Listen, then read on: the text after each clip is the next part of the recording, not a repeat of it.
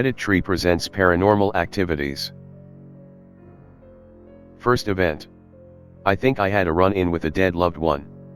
So this was one of the strangest, most intense experiences of my life. I have rarely spoken of it just because it felt so surreal. One time I had driven out of town with a friend to a beach town for the day. We decided to go get a drink before going down to hang out at the beach. I think we both got iced tea and sat outside the little cafe. This little old, seemingly, homeless lady walked by, and honestly I would never have noticed if she hadn't stopped. She grabbed my arm, and when I looked at her she had these eyes. I can't even describe them. I have never seen eyes like that in my life. I don't think I ever will. They saw. I felt like exposed. She told me there's a storm coming. Life is about to get very, very hard for you. You're going to want to give up, and you might, but you shouldn't. You will be given strength. It will all end up okay, just hold on, something to that effect, because I am certain that's what she said, but you know memories are not reliable. At this point, for some strange ass reason, my friend and I are flat out crying. It was just so intense, I do not know how to begin to explain what washed over us.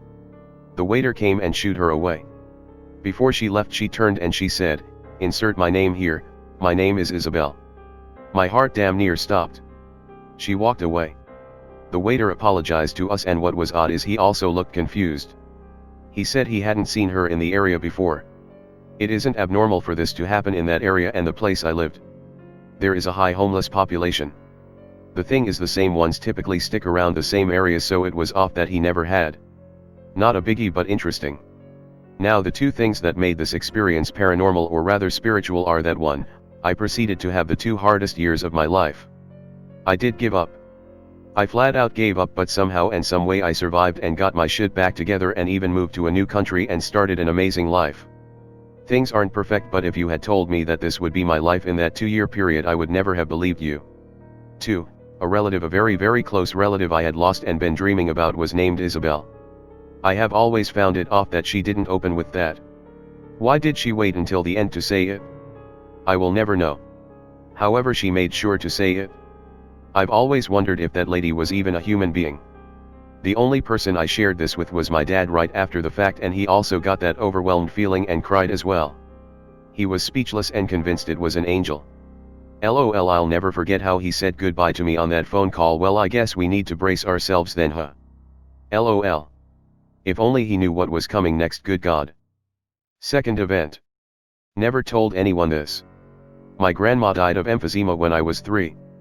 The only memory I have of her is visiting her in the hospital and seeing her hooked up to a breathing tube. When she spoke to tell me she loved me, the sound terrified me and I ran to my mother and cried. After she died, my aunt gave me a small teddy bear in an angel outfit that said, "I'm your guardian angel, I'm your special friend," when you squeezed it. Even though it sounds creepy, I always thought it was cute. Anyway, years later when I was a teenager I had a dream about her, which had never really happened before since I didn't really know her. I woke up to get ready for school, and as I was walking to my closet I kept thinking about the dream. The left side of the closet had my clothes hanging and the right side was filled with boxes of old stuff like holiday decorations and other random stuff. As soon as I opened the door to the closet, I hear, "I'm your guardian angel, I'm your special friend." I froze. I didn't even know the bear was in the boxes. I had honestly forgotten about it. No one had touched those boxes for months. I would have expected the batteries to be dead, because at that point it was like a 10-year-old bear. There was no possible way for the bear to be squeezed by anything hard enough to make the sound. That was the first and last time I had ever heard it while it was in the box. Right after I saw her in my dream. Initially I was creeped out. But I quickly realized it was just her way of telling me she's watching over me and she loves me. I think about it sometimes and tear up. It's the only unexplained thing that's ever happened to me, and I'm glad it was a positive one. Third event. A wholesome encounter. So a little bit of backstory first.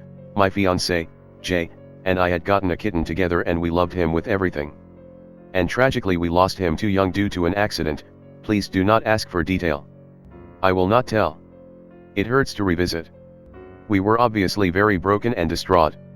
We think he was still here. We would hear his little squeak. Random things would get batted across the living room. You would just feel a presence. Recently we got another kitten, T. We weren't looking for one, but an abandoned 4-week-old kitten showed up and needed a home. So we took him in. We stopped noticing anything unusual. Other than maybe T would start acting like he was playing with someone. But nothing directed to us. Now for the wholesome encounter. We sleep with our new kitten in his crate yet in our room. The other night we were both sound asleep, then I woke up to the feeling of a kitten walk over me, my pillow, and towards the cubby in the headboard. So I reach for my flashlight to look for our kitten, think why did Jay let him out of his crate in the middle of the night? Then Jay said I lost him. Where is he? I shined my flashlight everywhere and T wasn't on the bed. We then checked the crate, there he was. Sleeping so soundly, door closed. So back to sleep we went. The next morning I was telling Jay how weird it was that we both thought T was out of his crate and on the bed. I thought he let him out. He thought I let him out. Jay told me he felt a kitten climb over him to the middle of the bed. We stopped and looked at each other and realized what it was. It wasn't T.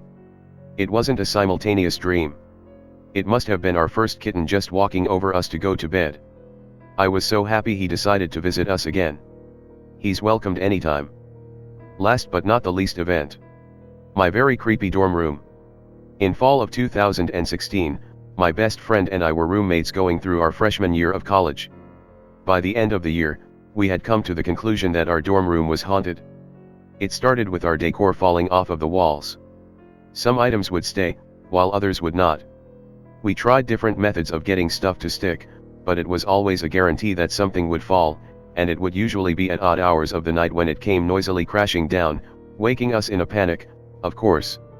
One night, we were hanging stubborn string lights above my bed when I remarked that my best friend's own string light stayed while mine did not at that precise moment, and I do mean as soon as the words left my mouth, the lights fell down. They had already been hanging for about an hour or two. Our beds faced the entryway to the room and we both always felt like someone was standing there. Being alone in the room became a horrid thing for us both because we never felt truly alone. We even both reported to the other that we'd seen a black figure standing in the entryway just observing us, or shapeless figures moving quickly out of the corners of our eyes. Things would be easily misplaced from our desks and nightstands, sometimes seemingly knocked off of surfaces despite never having been touched or moved to a new location. It was always small things, like pill bottles, scrunchies, keys, cutlery, etc. We also were convinced that we had noisy upstairs neighbors. We heard constant thumping and knocking as well as footsteps. Repeatedly, we went upstairs to complain to the guys who lived above us. They were adamant that they made zero noise, going as far to leave us an apology note explaining that our complaints were fruitless and there was no way it was them causing this nightly noise. One evening when the knocking and footsteps was particularly bad, we went downstairs to the cafeteria, only to see the two guys down there as well eating a late dinner. This was definitely odd. We spoke to the RAS who told us that it was definitely those guys. We were room 415, they were 515, above us. That was the general layout of the building. In the end we felt bad accusing them for so long when they seemed nice and were even willing to show us their class schedules to prove that the timing of when we were reporting these strange noises did not align to when they were home. The scariest part of this whole experience was the eventual dream that I had. In it, I was in the body of something/someone else.